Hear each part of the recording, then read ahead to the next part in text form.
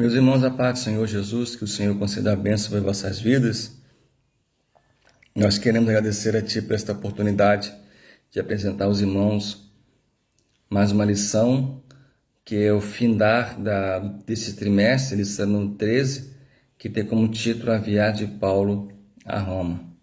Nosso intuito nessa noite, como objetivo geral, é apresentar a Deus que, independente das situações adversas, guarda os seus servos até o fim da sua jornada. Os objetivos específicos é discorrer sobre os primeiros desafios da viagem de Paulo a Roma, destacar a paz de Deus em meio às dificuldades e enfatizar a grandeza dos propósitos de Deus. Vamos orar ao Senhor? Deus abençoa a todos que vão receber a Tua palavra. Que o Senhor, meu Pai, venha usar a cada um como um canal de bênção para aqueles que precisam ouvir a Tua voz. Pai, fique com cada um de nós, em nome de Jesus, amém. Amém? Como já falado, o título é A Viagem de Paulo a Roma. A introdução, estudaremos nesta lição sobre a viagem de Paulo a Roma. Nesta jornada, Deus manifestou a sua benignidade com ele do começo ao fim. Destacaremos as dificuldades sofridas e os momentos que trouxeram medos que eram responsáveis pela embarcação.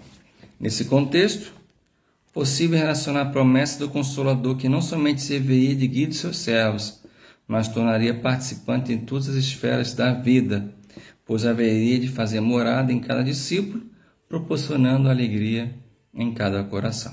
Amém, meus irmãos?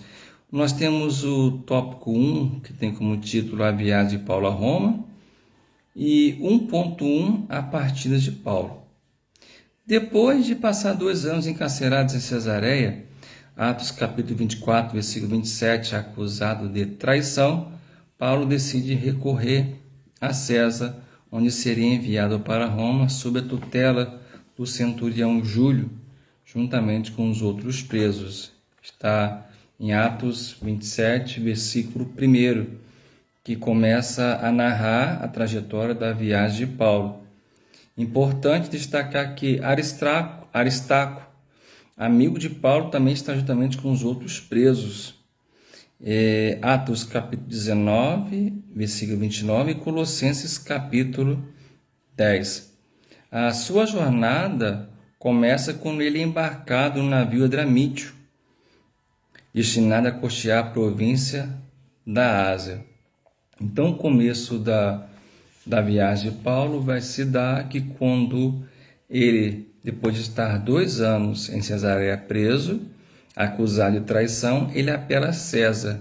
E é diante disso que Paulo vai ser enviado para Roma, juntamente com os outros presos, ressaltando que o seu amigo Aristarco está juntamente com Paulo.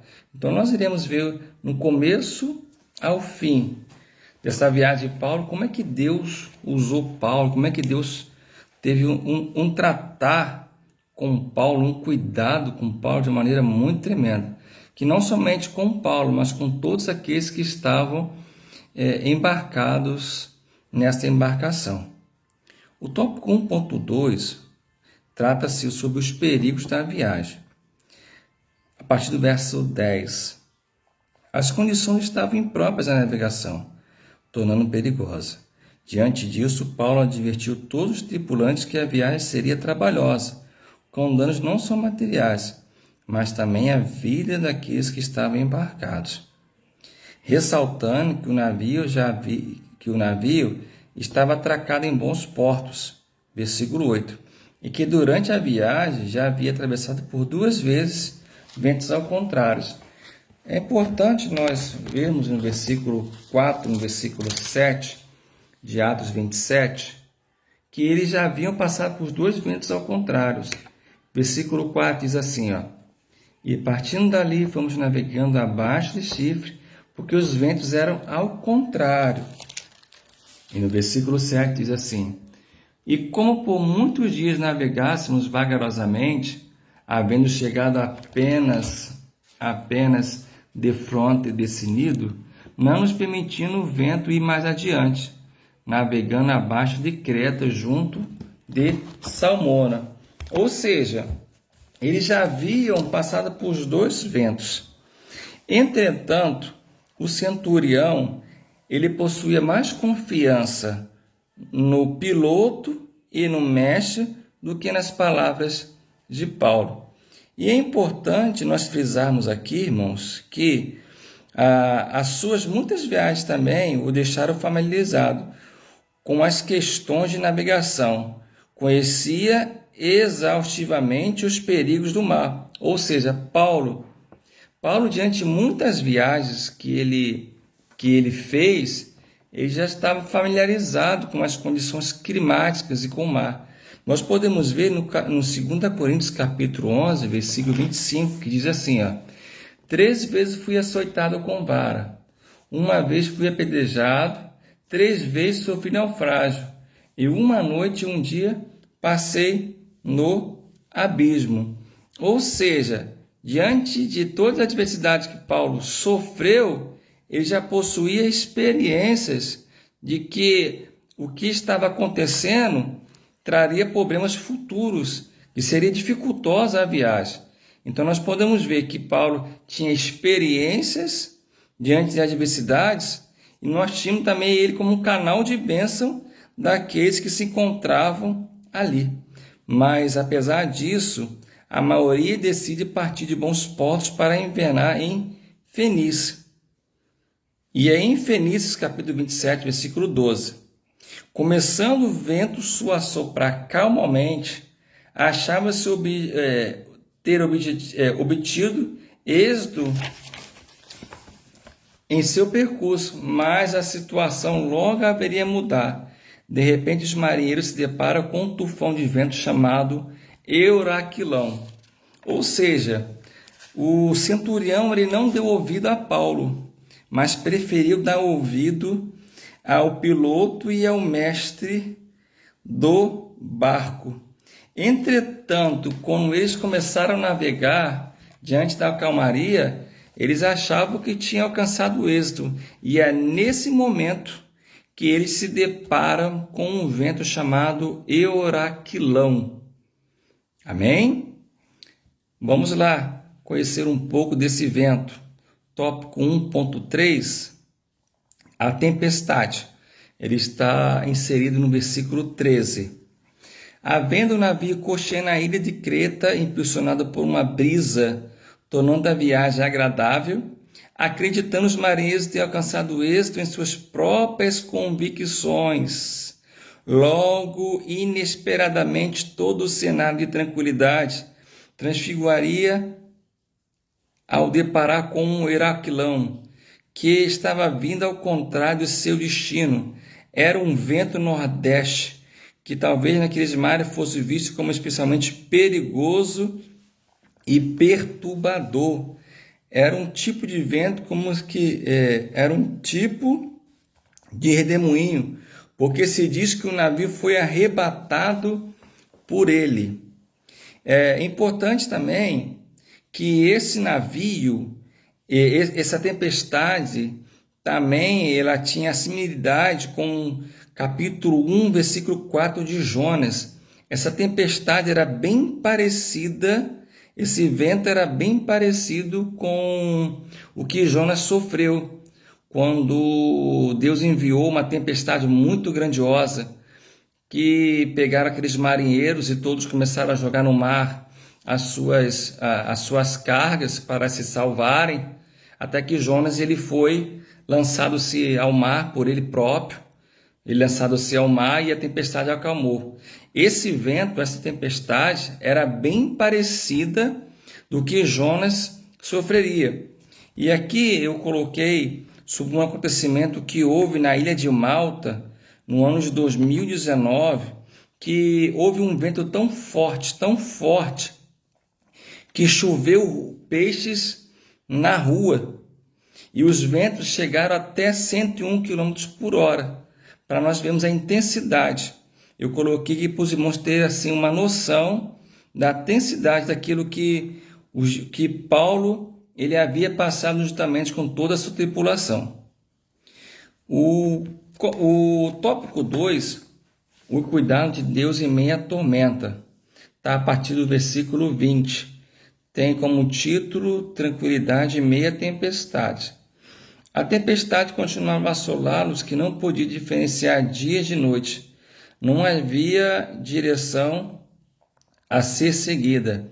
Era impossível a localização da embarcação, roubando toda a esperança de salvação. Havia dias que a tripulação não comia devido à agitação do mar. Saliento que o capitão Matt já possuía experiência de navegação.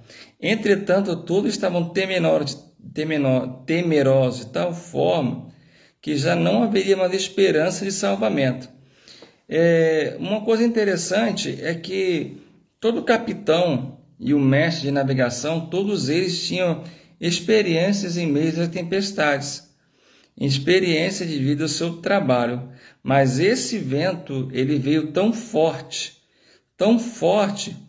que precipitou, tirou toda a esperança de salvação. E é nesse momento que Paulo, impulsionado pela fé em Deus, que toma a palavra e começa seu discurso, advertindo que não deveria ter saído de Creta, mas apesar de não ouvir, exorta-os a terem coragem. Isso está no versículo 22. Por Deus garantiu que nenhuma vida se perderia. O que traz a certeza de salvação de todos que estavam embarcados no coração do apóstolo é a mensagem de Deus. Cristo nos concede paz em meio às tribulações da vida. Precisamos descansar na sua palavra. Então nós vamos ver aqui que diante dessas dificuldades que ele estava sofrendo, onde as pessoas eles perderam a esperança, Paulo, com a sua fé em Deus, é tomado pela palavra e vai trazer esperança aos corações. Da mesma forma é Cristo em meio a dificuldades. Ele afirma que no mundo teria aflições, mas tem de bom ânimo. Cristo é a nossa paz em meio à guerra. E importante dizermos que a tempestade deixavam eles, vamos dizer, desbaratados por saberem se era dia ou se era noite. Eles não tinham como distinguir e muito menos ter uma direção de navegação, porque eles baseavam as suas navegações diante dos astros, diante das estrelas, e não tinha como eles terem um rumo a seguir. Eles não sabiam distinguir entre dia e entre noite. E é nesse momento de eles estar sem comer que Paulo vai encorajar eles. É algo muito fator importante, que é a tranquilidade em meio à tempestade. Nós precisamos descansar em Deus, ter a paz em Deus e descansar na sua palavra. O tópico 2.2 tem como título Um naufrágio ao cuidado de Deus. Após 14 dias de uma forte tempestade no mar Adriático, que abrange os mares da Cilícia e de Jonas, os marinheiros notaram que se aproximavam do continente. Com receio de serem atingidos por alguma rocha, começaram a orar para que o dia raiasse. Entretanto, alguns marinheiros buscavam oportunidade para deixar a embarcação. Nesse instante, Paulo declara que se saísse, eles morreriam. Ele também aconselha que cada um para que se alimentar, já que toda a tripulação necessitava de uma boa disposição. Novamente, o líder transmite um estímulo aos corações. Ao encontrar duas correntezas, um navio encalhou em um banco de areia. A narrativa de Lucas diz que a popa do navio se desfez com as forças das ondas. Ao começar a naufragar, os soldados desejavam matar todos os prisioneiros, mas o oficial poupou não somente a vida de Paulo, mas todos que estavam ali. Com o navio submergindo, os que sabiam nadar foram os primeiros a sair e os restantes precisariam da ajuda dos destroços da embarcação. Uma coisa interessante, meus irmãos, e nós vemos o cuidado de Deus, que após 14 dias de uma forte tempestade, ou seja, eles não sabiam diferenciar do dia e da noite. Durante 14 dias, 2 semanas constantes, Os marinheiros, em desespero, eles começam a orar para que o sol raiasse, porque eles notaram que se aproximava de um continente. Então, de meio de adversidades, eles começam a orar. E nesse momento, Paulo declara mais uma vez, ele como líder, que nenhum deles iam morrer. Mas nós vemos isso bem lá no começo, que Paulo já alertava que durante esta viagem haveria ser uma viagem trabalhosa, mas que nenhuma vida ia se perder. O barco sim, o navio sim, mas que nenhuma vida ia se perder. E o mais interessante é que diante desse naufrágio, tá, os soldados queriam matar a todos, mas o oficial, ele poupou não somente a vida de Paulo, mas de todos os prisioneiros. E uma coisa interessante é que quando o barco vai a pique, aqueles que sabem nadar, eles saem primeiro. E os que não sabem começam a se apegar aos pedaços, aos restos dos navios. E é interessante que aqui nenhuma vida ela se perdeu. O cuidado de meio em meio às adversidades, ou seja, o navio está indo a pique, mas Deus está aguardando o seu povo. Amém? Nós vemos no tópico 3, que tem como título a Ilha de Malta e a chegada a Roma. 3.1, ele vem tratando sobre o naufrágio, os náufragos, chega à ilha. E o número dos ocupantes era de 276. E o capítulo 28 descreve como eles chegaram à ilha, na ilha de Malta, salvo por Deus de Paulo, conforme falava ao decorrer da viagem. Ou seja, desde o começo, Paulo vem falando, olha, nós iremos passar por dificuldades, nós iremos passar por tormenta, mas nenhuma vida vai se perder.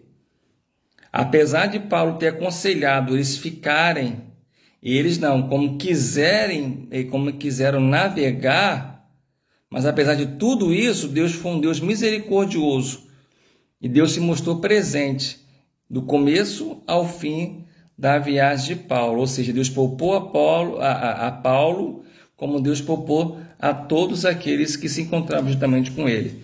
Quando eles, 3.1, quando eles chegam, os náufragos, eles chegam à ilha de Malta. E na ilha de Malta, quando eles chegam, os bárbaros a qual se encontrava, a qual morava naquela ilha, logo foram receber cordialmente. E nós vimos aqui uma manifestação da presença e da glória de Deus através da dívida de Paulo. Nós vamos ver aqui que os náufragos com frio e molhados que estavam foram recebidos pelos nativos da ilha cordialmente, que acenderam uma fogueira para aquietá-los do frio.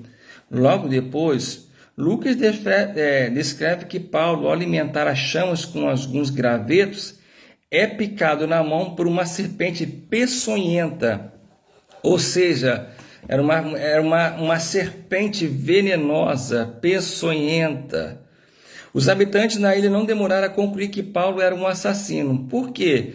Porque eles achavam que, como Paulo ele sobreviveu ao naufrágio, agora a justiça pega Paulo através da mordida da serpente, que era uma serpente peçonhenta.